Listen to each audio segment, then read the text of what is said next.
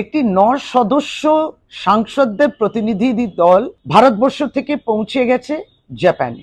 এই ৯ জনের মধ্যে রয়েছেন মাননীয় তৃণমূল কংগ্রেসের সাংসদ এবং সর্বভারতীয় তৃণমূল কংগ্রেসের সাধারণ সম্পাদক শ্রী অভিষেক বন্দ্যোপাধ্যায়। তিনি কিন্তু এক্স হ্যান্ডেলে পোস্ট করেছেন যে তিনি শ্রদ্ধা নিবেদন করেছেন ভারতবর্ষের মনীষীদের। আমরা দেখলাম তার ব্যস্ত কর্মসূচির মধ্যেও, যেটা তথাকথিত অফিসিয়াল ভিজিটের বাইরেও, ব্যক্তিগতভাবে তিনি কিন্তু বাংলার সন্তান, বাংলার গৌরব, দেশের গৌরব, স্বাধীনতা সংগ্রামী তাদেরকে শ্রদ্ধা নিবেদন করলেন।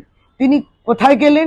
টাকা কবরস্থান, যেটা টোকিওতে রয়েছে, সেখানে তিনি কিন্তু শ্রদ্ধা জানালেন রাসবিহারী বোসকে। ঠিক সেইভাবে তিনি ইয়াসুকুনি শ্রাইন, অর্থাৎ ইয়াসুকুনি একটি মন্দির, সেখানেও পৌঁছলেন, যেখানে প্রাক্তন রাধা বিনোদ পাল তিনি রয়েছেন, তার ওখানে শ্রদ্ধা জানিয়েছেন, তিনি পুষ্প নিবেদন করেছেন। এরা হচ্ছে বাংলার সন্তান, এটাই তো আমাদের পরিচয়। এরা জাতীয় স্তরেতে জাতীয় নায়ক। বাংলার অস্মিতার কথা, ভারতবর্ষের অস্মিতার কথা মাথায় রেখে তার ব্যস্ততা এবং সেই ব্যস্ত কর্মসূচির মধ্যেও শ্রী অভিষেক বন্দ্যোপাধ্যায় কিন্তু একেবারে পৌঁছে গেছেন তাদেরকে শ্রদ্ধা জানানোর জন্য। আমরা এটা দেখলাম, তার এক্স হ্যান্ডেলে তিনি পোস্ট করেছেন। আমরা